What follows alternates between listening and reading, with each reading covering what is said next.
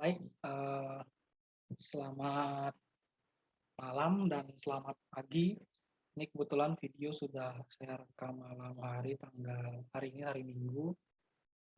Kebetulan untuk kuliah kita di pengembangan kebijakan desa wisata yang akan diselenggarakan pada hari Senin dan juga untuk perkuliahan sore yang ada di hari Kamis. Uh, Sebelum ini saya akan membagikan sebuah presentasi singkat mengenai materi, yaitu mengenai jejak karbon pariwisata. Sebentar saya akan coba untuk share screen terlebih dahulu. Saya merekam ini menggunakan aplikasi Zoom, ya, Zoom yang akan saya bagikan di e-learning Warmadewa. Sebentar saya akan share screen terlebih dahulu.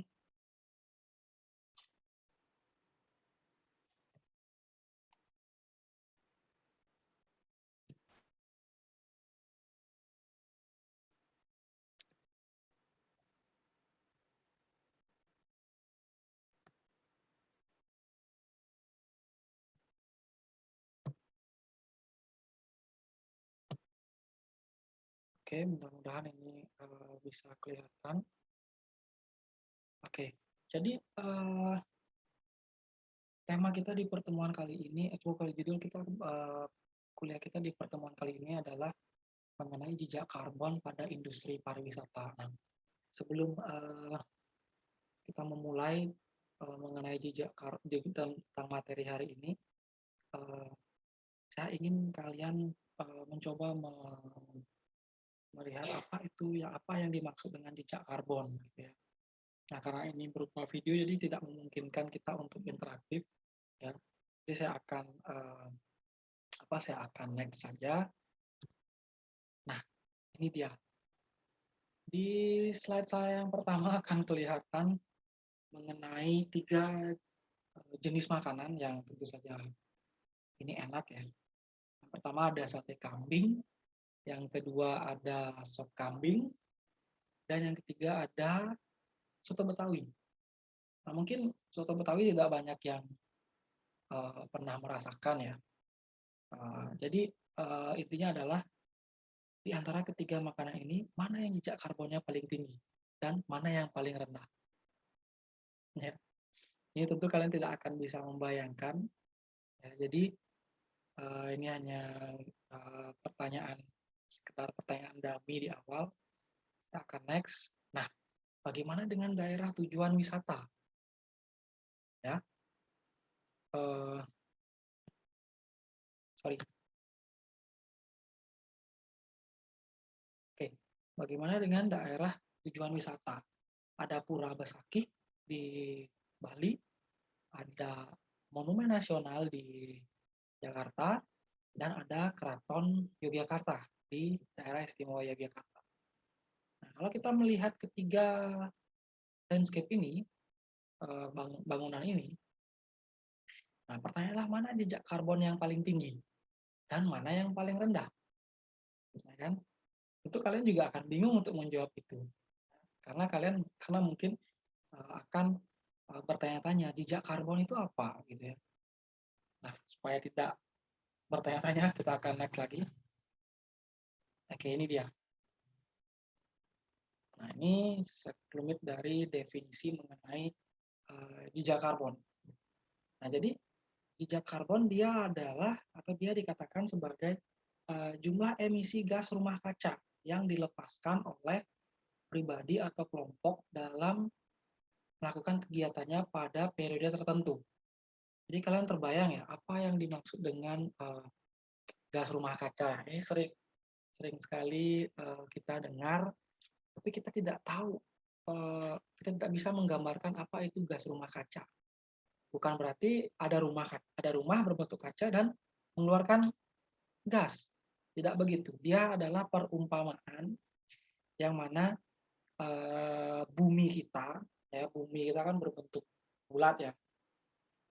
Nah, kita ada di dataran atau daratan yang ada di bumi itu yang mana jarak dari daratan ke udara itu bisa beratus-ratus kilometer sampai menuju ke angkasa luar. Nah, jadi eh, sinar matahari yang datang masuk ke bumi, ya, itu tentu saja pertama panas, ya pasti panas. Yang kedua dia panas itu mungkin mungkin berkurang karena ada atmosfer. Kita punya atmosfer yang melindungi kita. Kalau nggak gitu kita akan kena kanker kulit yang paling gampang ya, yang paling pasti. Nah, jadi sinar matahari itu akan turun ke bumi dan sampai di daratan, di daratan dia akan dipantulkan kembali ke atas, ya. Nah, jadi ketika terjadi apa ya, gangguan pada atmosfer karena apa namanya? Karena kegiatan-kegiatan kita yang berakibat pada munculnya karbon-karbon gitu ya, itu bisa mengakibatkan atmosfer itu menjadi dalam tanda kutip mungkin menebal. Gitu. Nah, kemudian dengan menebalnya itu, dia jadi cahaya matahari yang dipantulkan dari daratan, dia tidak akan keluar angkasa lagi, tetapi dia akan kembali memantul ke bawah. Nah, ini mirip dengan rumah kaca, ya. Kalau kalian bisa, kalau kalian melihat di daerah-daerah tertentu ya, misalkan kalau kalian ke Bedugul, itu ada pertanian yang menggunakan outhouse dalam pengertian bahasa asing di negara lain disebut outhouse. Jadi atau rumah kaca. Jadi dia begitu. Jadi ada vegetasi yang tidak mungkin bisa hidup dalam apa namanya dalam musim dan suhu yang berbeda begitu, tapi dia bisa hidup di sana. Contoh misalkan eh, ada vegetasi atau tanaman atau komunitas buah gitu misalkan atau sayur yang tidak bisa hidup di musim dingin, gitu ya. Tapi maka dibuatlah sebuah rumah kaca sehingga temperatur atau suhu yang ada di dalam rumah itu menjadi hangat, ya. Misalkan matahari yang datang, sinar matahari yang masuk ke sana, dia akan dipantulkan, tapi dia akan memantul kembali. Nah, itu pemahaman rumah kaca. Sehingga kita ataupun tanaman ataupun vegetasi apapun yang dikembangbiakkan di dalam rumah kaca itu memiliki suhu atau temperatur yang hangat sehingga memungkinkan vegetasi itu untuk tumbuh begitu. Nah, inilah yang disebut dengan logika rumah kaca atau gas rumah kaca, ya. Nah, jadi kita lanjut, satuan jejak karbon dia adalah ton setara CO2 atau TCO2e, ya. E itu emisi atau kilogram setara CO2. Nah, itu satuan jejak itu orang fisika yang punya. Nah, kemudian gas rumah kaca dia bukan hanya soal karbon dioksida dan dampaknya terhadap pemanasan global pun juga akan berbeda-beda. Nah, dan ini ada fakta yang mengatakan bahwa CO2 atau karbon dioksida dia mampu bertahan rata-rata 70 tahun di atmosfer dan CH4 atau metana, ini semacam limbah ya, atau metana itu mampu bertahan sampai 12 tahun di atmosfer. Ya. Jadi jejak karbon yang kita lakukan dari hasil kegiatan kita itu masih tertinggal di atmosfer jauh setelah kegiatan kita selesai dilakukan. Nah, ini fakta. Nah, ini sangat mengerikan menurut saya. Oke, kita lanjut. Dan dari mana datangnya gas rumah kaca? Where do the greenhouses, sorry, where do greenhouse gases come from? Ya. Nah, di sana ada melting permafrost. Permafrost itu semacam permafrost itu apa ya? Kayak daerah kutub gitu, bukan daerah kutub, daerah yang apa namanya yang membeku gitu. Ternyata dia juga menghasilkan gas rumah kaca. Kemudian ada coal mining ya, itu coal mining itu apa ya bahasa Indonesianya ya? Penambangan batu bara ya. Yang berikutnya setelah ada penambangan batu bara ada coal plants. Dia tempat mengolahnya ya. Sehingga dia menghasilkan gas ke udara. Lalu ada industrial processes, jadi proses-proses industri, terus bahkan industrial agriculture. Jadi apa namanya, efek-efek dari praktek-praktek peternakan begitu ya, industri peternakan. Kemudian ada crop burning, ya pembakaran apa namanya, pembakaran crop itu apa ya, hasil tani ya, hasil tani. Terus ada fertilization, ya penyuburan tanah itu juga menyumbang atau memicu kemunculan dari gas rumah kaca. Lalu ada land transportation yang sederhana ya, yang sering kita lihat ya, kalian bawa motor, kalian bawa kendaraan, saya bawa mobil, itu juga menyumbang emisi gas rumah kaca, gas buang. Lalu ada landfills itu semacam TPA ya, tempat pembuangan sampah. Landfills dia juga menyumbang bagi apa namanya, emisi. Lalu ada oil production dan ada forest burning, jadi kita pembakaran hutan. Itu sering terjadi, kita bisa lihat di Kalimantan sana ya, di Kalimantan dan di Sumatera, bagaimana mereka membuka lahan sawit, perusahaan-perusahaan besar terutama membuka lahan sawit dengan cara yang mudah, yaitu dengan melakukan pembakaran karena biayanya sangat murah. Itu yang menyebabkan terjadinya kabut asap beberapa tahun yang lalu yang bahkan sampai ke negara-negara tetangga kita. Itu sangat protesnya sangat sangat, sangat tinggi. Oke, itu adalah beberapa gas-gas rumah kaca yang datang dari beberapa sumber ya. Nah, ini jenis-jenis gas rumah kaca. Ini saya bisa bacakan ada karbon dioksida, ada metana itu racun ya. Ada nitrous oxide, nitrogen dioxide ya. Ada hydrofluorocarbons, ada perfluorocarbons dan sulfur hexafluoride. Nah, jadi karbon dioksida itu sumber utamanya adalah pembakaran dari bahan bakar fosil. Jadi yang kita gunakan setiap hari, biar tentu saja kayak BBM dan lain sebagainya itu didapat dari fosil yang mengendap ratusan tahun di bawah tanah yang kemudian menghasilkan apa namanya, menghasilkan minyak gitu ya. Nah, kemudian ada gas metana. Itu bersumber dari dekomposisi sampah atau sistem gas alam dan juga fermentasi. Ya, terus saja gas metan ini mudah terbakar juga. Kemudian ada nitrous oxide berasal dari tanah pertanian atau pembakaran bahan bakar fosil dalam sumber bergerak. Kita bisa bilang juga transportasi dimasuk di dalamnya.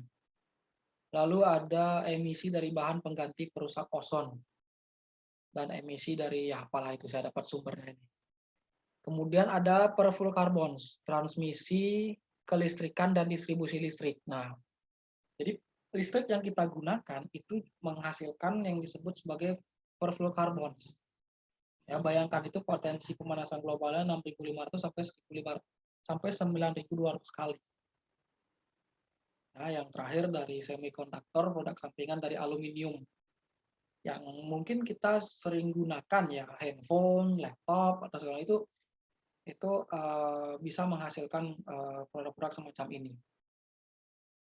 Nah, jadi perlu dicatat adalah emisi dia adalah sejumlah gas buang yang dihasilkan dari hasil kegiatan melalui sistem pembuangan. Ya tentu ya, misalkan jadi misalkan ada menggunakan rotor gitu ya, motor menghasilkan emisi gas buang. Bahkan misalkan handphone yang tidak kalian gunakan, gitu, kalian buang, gitu, dia akan menghasilkan limbah yang disebut sebagai yang terakhir ini, ya. Jadi yang berbahan aluminium dan sebagai macamnya. Kira-kira itu. Oke, nah kemudian setelah kita membahas itu akan muncul pertanyaan, kenapa kita mesti repot-repot membicarakan jejak karbon, terutama di kuliah ini? Kenapa kenapa saya memasukkan ini sebagai materi dalam pengembangan desa wisata? Ya, kenapa dimasukkan ini? Ini karena ini sangat penting, ya. Kalau kalian bisa lihat di sisi kiri gambar itu ada sustainable, ada sustain, ada ecotourism, ada kode-kode ya. Ada nature, ada preserve, ada earth, ada people, ada teach, create job, law, bundle it and sell with health, ya macam-macam ya. Yang kita highlight yang pertama soal ecotourism. Ya kan ini dikatakan sebagai sesuatu yang sustain ya, lawan dari pariwisata yang sudah mapan seperti yang ada seperti saat ini. Nah, kita kembali lagi. Nah, kenapa kita repot-repot membicarakan jejak karbon? Nah, yang pertama kita wajib ya, saya ingin menghimbau kita harus mengurangi gas rumah kaca di atmosfer ya untuk menyelamatkan bumi dari adanya pemanasan global. Sebenarnya bukan bumi yang diselamatkan ya, kita sebagai umat manusia yang harus diselamatkan. Karena bumi dan ekosistem tata surya lain ya, alam semesta, mereka memiliki yang namanya sistem tersendiri ya. Kalau kita bisa sering dengar yang namanya Mother Nature yang segala macam. Bumi bisa melakukan itu semua. Sebenarnya yang kita harus selamatkan adalah manusia. Terutama jargonnya memang menyelamatkan bumi, tapi kepentingannya untuk manusia, gitu ya. Coba kalian bayangkan, kenapa kita harus menyelamatkan manusia? Ada berapa banyak manusia yang akan menjadi korban dari misalkan terjadinya bencana alam, misalkan pemanasan global. Yang paling gampang, analogi paling gampang dari pemanasan global adalah berkurangnya cadangan es di masing-masing kutub ya, yang menghasilkan naiknya level air laut itu bisa menyebabkan daratan kita tenggelam. Nah, ini paling sederhana, logika paling sederhana. Nah, yang kedua, kesadaran ini mulai timbul di semua industri, termasuk industri pariwisata atau industri lain yang terkait. Nah, kenapa industri pariwisata? Karena bisa jadi industri pariwisata adalah industri yang menyumbang jejak karbon yang sangat tinggi. Ya, dari mobilitas manusia, pergerakan dari satu tempat ke tempat lain itu menghabiskan kredit karbon kita gitu misalkan. Nah, kredit karbon akan ada di bagian akhir dari slide ini. Nah, kita kembali. Jadi contohnya adalah misalkan EU ya, Uni Eropa ya, atau European Union, dia mewajibkan seluruh penerbangan yang menuju dan dari negara EU untuk membeli karbon kredit guna melakukan offset jejak karbon penerbangannya. Nanti kan saya jelaskan apa itu karbon kredit. Nah, contoh lain adalah di banyak negara dia sudah mulai melakukan yang namanya standarisasi pemakaian energi dan jejak karbon di bangunan, termasuk hotel. Nah, itu seperti apa juga akan saya jelaskan nanti. Dan yang terakhir, tentu saja ada tren baru yang disebut sebagai green tourism atau ecotourism, yang mana pariwisata yang digadang-gadang bisa menyeimbangkan antara kebutuhan ekonomi dengan preservation atau penyelamatan lingkungan. Itu kira-kira ini ya jargonnya. Oke, saya akan next. Nah, ini presentasi dari emisi pariwisata. Ya, kalian bisa lihat berapa emisi yang dihasilkan. Dan ternyata yang paling berbahaya adalah makanan dan sampah. Dia menghasilkan CO2 dan juga CA4 atau metana ya, yang dilepaskan ke udara. Nah, ini bisa kalian lihat yang paling tinggi subsektornya adalah air transport, pesawat. Yang kedua adalah mobil. Yang ketiga transportasi lainnya. Yang keempat, yang berikutnya ada akomodasi pariwisata, yang mana menyumbang 274 ya, dan lain sebagainya. Nah, ini yang saya maksud, jejak karbon dari industri pariwisata. Jadi jejak karbon di industri pariwisata dia muncul oleh beberapa aktivitas yang menjadi sumber emisi. Nah, misalkan adanya pemakaian energi dari transportasi yang digunakan. Coba kalian lihat di mungkin coba kalian melakukan pengamatan sebelum pandemi ya, sebelum pandemi COVID-19 ini, presentasi penerbangan dunia itu sangat banyak, sangat padat. Ya, coba kalian lihat di flight radar, itu banyak sekali ada yang paling banyak digunakan manusia untuk berpindah dari suatu tempat ke tempat lain. Ya kan, yang pertama adalah transportasi tentu saja, selain pesawat, yang kedua adalah kendaraan yang bergerak di di daratan atau mobil dan sebagainya macamnya. Yang kedua, pemakaian energi dari hotel dan tempat tujuan wisata. Nah, ini emisi utama, dan yang ketiga ada makanan dan minuman, dan yang keempat ada sampah. Ini seperti semacam rantai yang berurutan ya prosesnya ya. Sehingga dia bisa terakhir dia akan menghasilkan CO2 dan CH4 ya, sampah dan makanan minuman itu. Nah, ini beberapa cara yang saya ambil dari beberapa sumber menghitung jejak karbon. Katanya ada kalkulator karbon. Kalkulator karbon, coba kalian cari ya. Jadi ada ini. Nah, contoh faktor emisinya adalah pembangkitan listrik, pengoperasian kendaraan bermotor, dan juga penggunaan minyak tanah. Nah, ini faktor emisi yang ada di Indonesia ini contohnya. Kalian bisa lihat yang tertinggi yang mana ya? Mobil bensin yang menggunakan mesin lebih dari 2000 cc. 2000 cc apa ya? Innova ya. Nah, mobil Innova itu 2400 cc. Dia paling banyak, ada 0,299 kg per kilometer. Lalu ada mobil dengan bahan bakar bensin antara 1400 sampai 2000 cc, ada 0,215. Oh ya, sorry, yang paling tinggi itu pembangkitan listrik. Ya, satuannya adalah kilogram per kilowatt hour. Ya. Ini kalian bisa lihat. Saya lanjut. Nah, ini konsepnya. Jadi cradle to gate atau cradle to grave. Grave itu apa ya? Makam ya.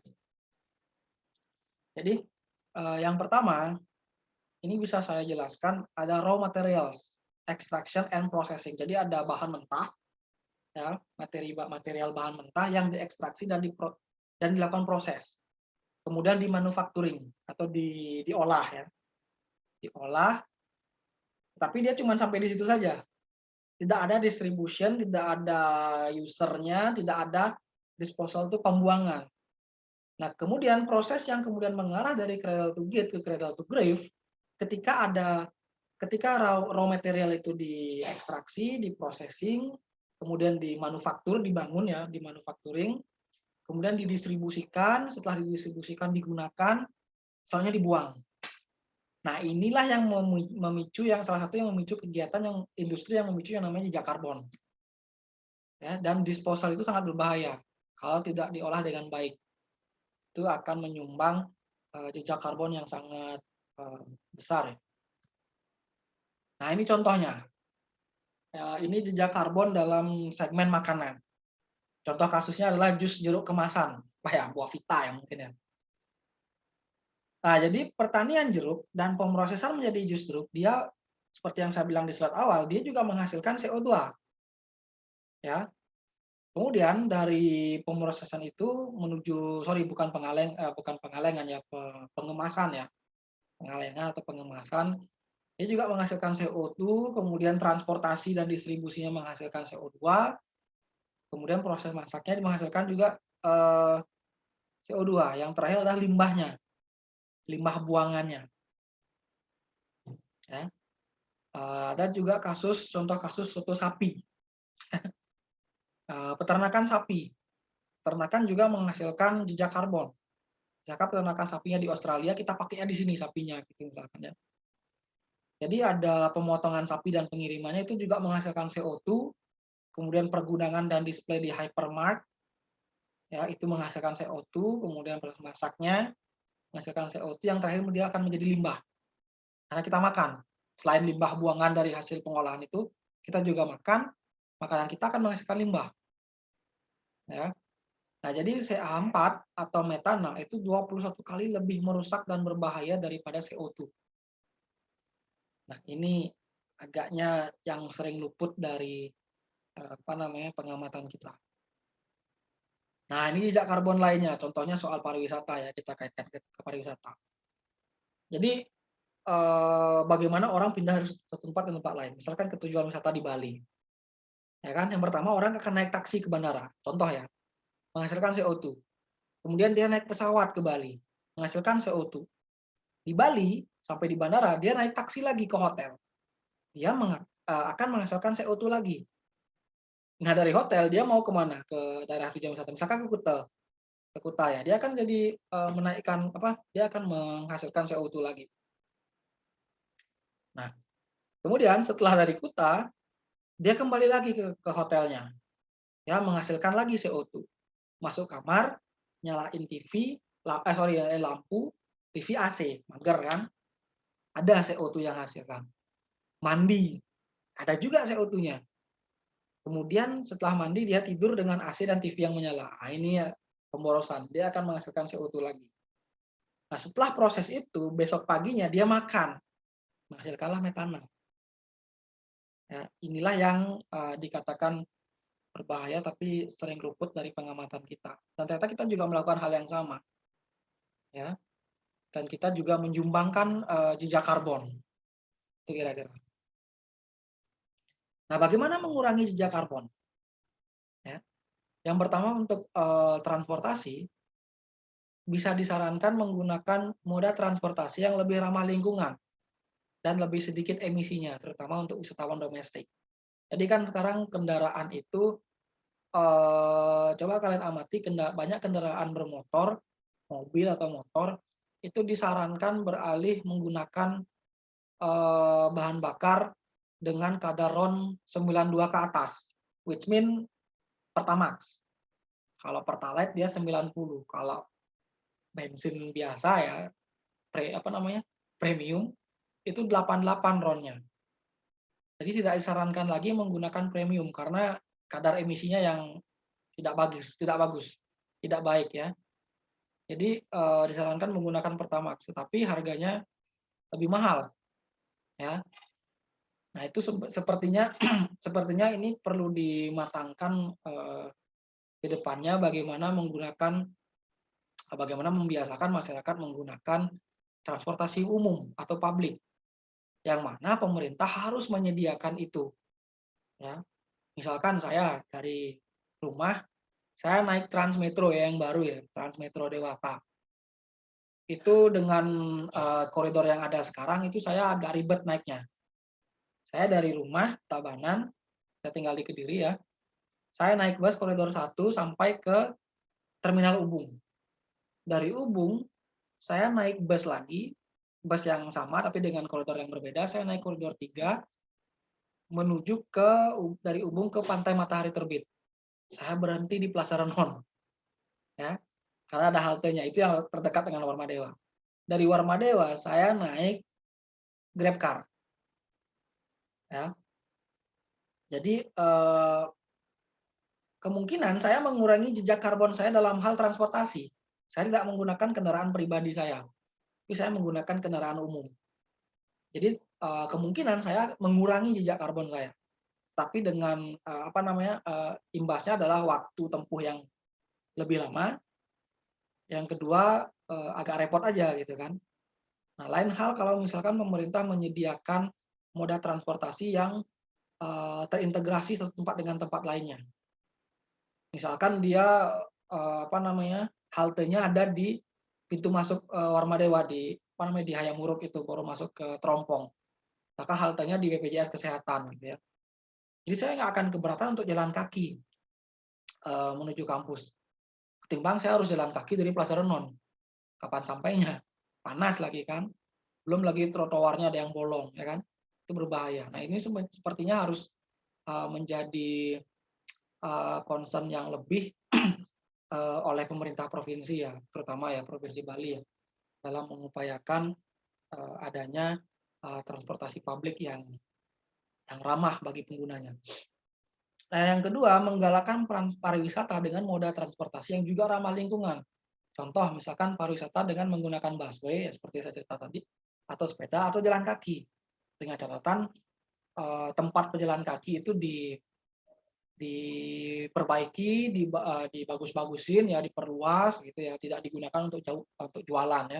Karena kan banyak di pinggir jalan itu, di trotoar itu banyak sekali orang berjualan ya. Belum lagi orang parkir di trotoar itu sangat sangat mengganggu sekali. Nah, yang berikutnya adalah mengembangkan paket-paket pariwisata dengan beberapa destinasi sekaligus. Jadi, misalkan mengembangkan paket pariwisata dengan terintegrasi di satu tempat. Misalkan eh, contoh ya seperti kalau kita lihat di Bali belum nggak ya?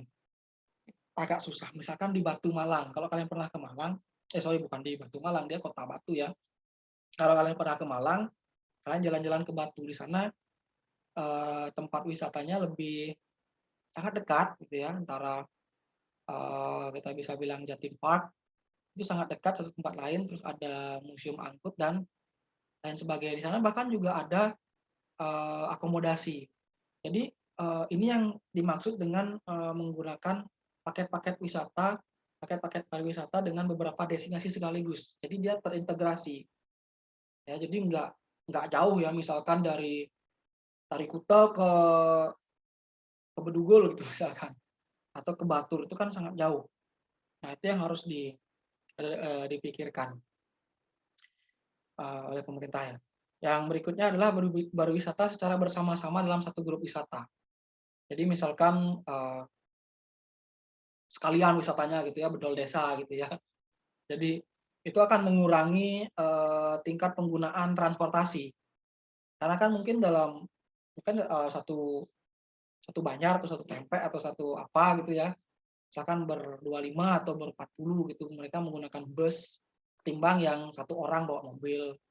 Satu ini bawa mobil, ada berapa mobil bayangkan yang beroperasi ya. Nah, ini untuk upaya-upaya mengurangi jejak karbon di bagian transportasi. Nah, kemudian bagaimana mengurangi jejak karbon di level akomodasi? Yang pertama adalah pengembangan ya, bukan pengembangan. Slide saya agak salah. Jadi pengembangan hotel dan tujuan wisata yang ramah lingkungan dan rendah emisi karbon. Ya, baik itu misalkan pemanfaatan bentuk bangunan, ya sehingga bangunannya tidak panas gitu ya, dia memantulkan panas sehingga dalam ruangan nggak panas gitu, ketimbang bentuk bangunan yang tidak menyerap panas gitu ya. Jadi orang dalamnya akan kepanasan, yang mana akan menggunakan tentu saja air conditioner ya, atau AC ya, sehingga itu juga menyumbang kemudian jejak karbon. Yang berikutnya pembuatan standar-standar pemakaian energi dan peralatan hemat energi. Nah ini penting.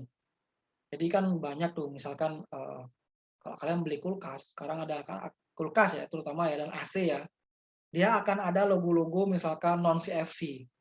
Nah CFC itu biasanya ada di device-device atau di alat-alat elektronik yang lama. Dia biasanya bisa menyumbang jejak karbon CFC itu sangat berbahaya. Yang berikutnya penerapan manajemen energi dan pengelolaan lingkungan. Lalu ada kampanye hemat energi dan lingkungan. Selanjutnya ada pemberian award atau predikat tertentu. Kemudian ada implementasi green hotel. Ini saya kurang begitu mengerti untuk green hotel ya. Kalian bisa mainan ke arsitek, kalian tanya sama teman-teman di mana namanya di arsitektur di Warmadewa. Kemudian ada implementasi energi terbarukan bila memungkinkan. Misalkan energi terbarukan, misalkan seperti pemanfaatan memakai listrik tenaga angin, misalkan membuat kincir angin yang baling-balingnya besar itu. Kemudian ada ular laut. Nah ini kayak alat ya, di mana dia menangkap gelombang yang kemudian dikonversi menjadi menjadi listrik yang menggerakkan turbin di dalam alat itu. Nah itu kemudian disalurkan menjadi sumber listrik. Kalian bisa googling ya beberapa alat-alat atau pembangkit energi yang terbarukan. Kemudian perhitungan jejak karbon untuk tamu. Nah ini penting nih. Jadi istilahnya riwayat dia bepergian. Jadi kalau misalkan dalam 1 tahun dia pindah dari satu tempat ke tempat lain menggunakan ada semacam historis ya, tapi ini agak susah ya. Misalkan menggunakan pesawat, lalu taksi dan segala macam ya dalam waktu 1 tahun dia pergi sebanyak 6 sampai 7 kali itu tentu saja karbonnya akan banyak. Ya, karbon kreditnya akan berkurang. Nah, kemudian bagaimana mengurangi jejak karbon untuk makanan dan limbah? Yang pertama ada mengutamakan dan mempromosikan makanan dan produk lokal untuk pariwisata. Ya. Yang berikutnya mendorong pelaksanaan 3R di pariwisata reuse, recycle, apa lagi saya lupa. Yang berikutnya lebih mendorong produk makanan yang berbasis tanaman lokal daripada hewani. Yang selanjutnya melakukan implementasi penanganan limbah yang baik, baik itu limbah yang padat maupun limbah yang cair. Nah, ini dia carbon credit yang sering saya mention di awal. Apa itu carbon credit? Ini sebagai salah satu upaya ya mengurangi jejak karbon adalah melalui carbon credit. Jadi kita misalkan kayak punya investasi karbon gitu ya. Kredit karbon kita 100 gitu misalkan. Ketika kita melakukan kegiatan, dia bisa berkurang 98, 95, 93 dan seterusnya. Ya. Nah, jadi cara mengurangi emisi adalah dilakukan dengan cara membeli karbon kredit yang dilakukan tempat lain. Apa maksudnya gitu ya? Nah, ini akan saya jelaskan. Carbon credit adalah satuan pengurangan emisi gas rumah kaca yang telah disertifikasi dengan satuan ton atau ton CO2. Ya. Jadi carbon credit adalah perdagangan emisi antar negara. Ini dalam skup yang lebih besar ya, lebih luas ya, mencakup negara. Jadi analoginya adalah sebuah negara yang punya emisi karbon rendah bisa menjual porsi emisi yang belum digunakan ke negara lain. Dan negara pembelinya adalah mereka yang tingkat emisinya melebihi rata-rata. Misalkan Amerika membeli karbon kredit dari Indonesia. Dia semacam kompensasi yang harus dibayarkan kepada negara-negara yang terdampak dari emisi karbon yang dilakukan dari atas kegiatan yang dilakukan oleh negara-negara besar, negara-negara industrialis besar. Itu kira-kira. Nah, untuk gambaran Indonesia, sampai saat ini kemungkinan Indonesia masih memiliki 80% karbon kredit dunia. Ya, dengan banyaknya kawasan hutan dan mangrove yang luas. 80%. Saya nggak yakin ini angka yang eksak atau bukan, karena kita lihat kalau kita amati ya di Kalimantan, kalian tonton filmnya si Dendi, si Bang Dendi Aksono ya. Jadi dia menggambarkan bagaimana hutan-hutan di Kalimantan itu mulai berkurang. Saya nggak yakin apakah ini benar-benar 80% kita masih memiliki atau enggak. Ini Pak Luhut yang ngomong. Kalian bisa tip dari dia. Nah, Indonesia bisa membeli kredit karbon dari negara lain untuk mempercepat penurunan emisi gas rumah kaca di angka 29%. Ya. Jadi dia kayak simpan pinjam ya, kredit karbon ini ya. Saya beli dari sini, saya make, orang lain beli kayak gitu ya. Dan Indonesia juga bisa menjual kredit karbon untuk mendapatkan insentif finansial. Nah, ini yang menyebabkan kenapa negara-negara yang punya hutan luas, yang punya cadangan karbon tinggi, dia kemudian menjual kredit karbonnya agar jadi sederhananya gini, Indonesia punya banyak kredit karbon, dia jual ke Amerika. Amerika kan kredit karbonnya akan menipis tuh dengan kegiatan industrialisasinya mereka gitu ya. Ketika dia beli kredit karbon dari Indonesia, jadi kredit karbon misalkan Amerika punya 50%. Dia akan beli kredit karbon ke Indonesia yang menyebabkan kredit karbonnya bertambah. Sehingga ini menjadi semacam peluang bisnis. Jadi ini akan menyebabkan negara-negara kapitalis atau negara-negara industrialis besar dia akan berpikir karena ini sudah diatur dalam protokol Kyoto ya tahun 98 97 Kyoto Protokol yang mengharuskan setiap negara itu memiliki karbon kredit sebagai upaya untuk mengurangi jejak karbon yang ada di atmosfer. Jadi mau tidak mau protokol lingkungan ini, protokol Kyoto ini kemudian mengharuskan negara-negara industrialis besar untuk pikir-pikir gitu ya. Jadi nggak mungkin mereka melepas karena dia kan dihitung jejak karbon si negara ini gitu ya. Kalau dia terus melakukan kegiatan industrialis dengan yang secara ekspansionis gitu ya, maka karbon kreditnya juga akan berkurang. Gitu. Jadi dia nggak bisa semena-mena gitu. Caranya adalah dengan membeli karbon kredit dari negara lain. Gitu. Ya kayak simpan pinjam ya kayak bank gitu modelnya gitu ya. Nah, kemudian secara sederhana, negara yang menghasilkan emisi karbon melebihi dari ketentuan itu harus memberikan sejumlah insentif kepada negara yang bisa menyerap karbon. Ya kalau kita bisa bilang Indonesia katanya paru-paru dunia gitu ya, ada banyak hutan gitu. Tapi hutannya juga makin lama makin habis gitu ya. Jadi hutan di Indonesia dipertahankan sehingga bisa menyerap karbon. Tetapi negara industrialis besar dia harus membayar sejumlah insentif untuk penyerapan karbon yang dilakukan oleh negara-negara yang punya hutan luas. Misalkan contoh Brazil gitu ya, dia punya Amazon. Ya, ada hutan-hutan tropis di situ. Jadi pengurangan gas karbon itu menjadi hal yang diperjualbelikan. Nah, sampai saat ini inilah menjadi skema yang ya bisa diterima oleh banyak negara di dunia. Sehingga kan tidak mungkin kita melarang mereka melakukan proses industri. Itu akan menghambat ekonomi karena akan kegiatan ekonomi itu akan selalu berbanding terbalik dengan penyelamatan lingkungan. Nah, ini sebenarnya masalah yang tidak pernah kita bisa selesaikan dengan cepat ya. Jadi selalu ada negosiasi-negosiasi di dalamnya. Oke, jadi kredit karbon atau sertifikat berharga itu kemudian diberikan, misalkan ya contoh pada suatu perusahaan tertentu, sehingga perusahaan tersebut punya peluang untuk mengeluarkan gas rumah kaca dalam batas regulasi yang telah ditentukan. Jadi kayak tadi ya, dia nggak bisa terus-terusan mengeluarkan gas rumah kaca dari proses industri tadi. Karena karbonnya akan berkurang, itu akan di warning. Jadi ketika habis karbonnya dia tidak akan diizinkan untuk membuat itu. Caranya adalah dengan membeli karbon. Ya, itu logika sederhananya. Oke, ini sudah saya jelasin.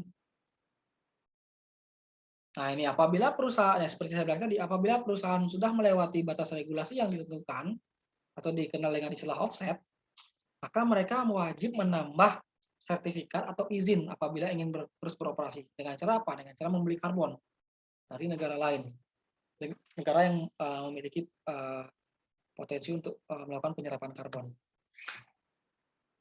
Nah ini, kalau level perusahaan, contohnya adalah solusinya adalah dengan cara membeli sertifikat dari perusahaan lain.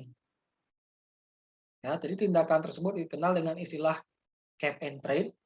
Jadi dia akan adalah merupakan bagian dari sistem CDM atau Clean Development Mechanism yang dilakukan dengan cara membuat proyek ramah lingkungan di negara berkembang oleh perusahaan yang ingin menyembah jatah sertifikatnya. Nah, jadi ada banyak perusahaan-perusahaan di dunia yang kemudian menyalurkan, kita bisa bilang apa, CSR ya, Corporate Social Responsibility. Jadi kemudian dia membangun misalkan preservation untuk hutan mangrove, terus apalagi penghijauan hutan yang sudah gundul gitu. Ada banyak program-program itu yang dilakukan. Itu salah satu cara untuk menambah karbon kreditnya. Jadi mereka bisa beroperasi lagi gitu ya.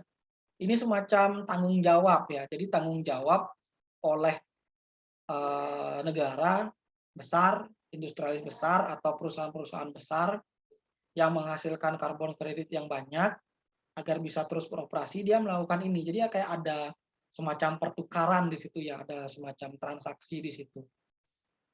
Nah, ini contohnya. Misalkan adalah pembangunan pembangkit listrik tenaga angin yang ada di India atau tenaga surya yang ada di Cina. Jadi perusahaan yang telah berkontribusi dalam membantu membuat proyek ramah lingkungan akan diberi dengan sertifikat yang dapat digunakan untuk menambah offset. Jadi dia memfokuskan, dia punya satu industri yang menghasilkan karbon yang cukup banyak gitu ya. Di satu sisi dia punya program lain untuk penyelamatan lingkungan. Ya, untuk misalkan mengembangkan daerah-daerah hijau. Ini semacam ya cap and trade, itulah disebut sebagai cap and trade atau bagian dari sistem Clean Development Mechanism. Jadi mekanisme pembangunan yang bersih. Jadi itu kira-kira. Nah, ada lagi terakhir ya. Solusi lainnya adalah dengan skema REDD. REDD saya lupa kepanjangannya. Coba saya cari. REDD itu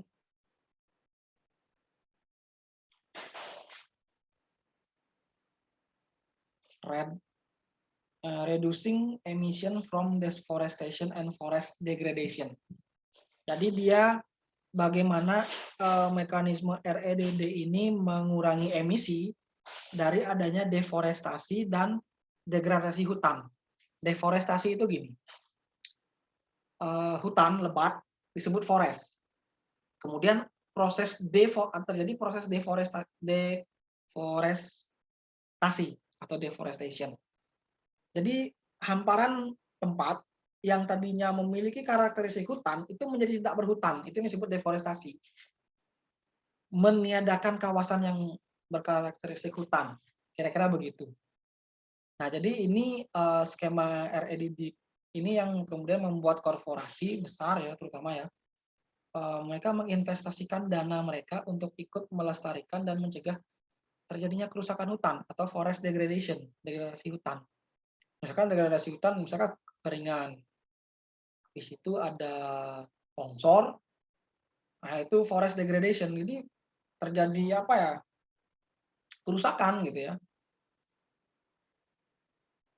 Nah, yang berikutnya, bagi perusahaan yang berhasil atau sukses melestarikan dan menjaga hutan, mereka akan diberi tambahan jatah kredit.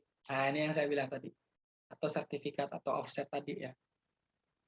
Nah, jadi itu, misalkan ini ada kawasan REDD Plus yang ada di Indonesia, yaitu namanya Katingan Mentaya Project. Nah, proyek ini diminati oleh berbagai perusahaan yang ada di dunia yang ingin menambah jatah kredit karbon mereka. Seperti misalkan perusahaan migas, minyak bumi dan gas, Shell ya. Kalian tahu Shell? Dia kayak Pertamina ya, mirip Pertamina, tapi dia ada di asing, sifatnya asing, Shell Amerika kalau nggak salah. Sorry, Shell itu Singapura ya. Shell itu Singapura kalau nggak salah. Nah, kemudian ada pabrik otomotif Volkswagen. Nah, ini perusahaan mobil ya, VW ya. Dan ada BNP Paribas yang kemudian menjadi klien bisnis dari PT Rimba Makmur Utama ya sebagai pengelola Katingan Mentaya Project. Nah, apa itu Katingan Mentaya Project? Kalian coba cari di Google untuk lebih jelasnya. Oke, saya rasa itu sedikit sharing dari saya, materi dari saya. Selanjutnya ini akan saya posting di e-learning. Kalian bisa menonton perkuliahan ini. Dan kemudian tentu saja kalian harus wajib masuk ke forum diskusi yang akan saya sediakan di sana. Ya, jadi segala macam pertanyaan diskusi bisa kalian diskusikan di sana. Dan ada beberapa bahan bacaan yang akan saya share, yang mungkin akan saya bagikan di sana yang bisa kalian akses. Oke, baik. Sekian dulu video ini, saya akan stop.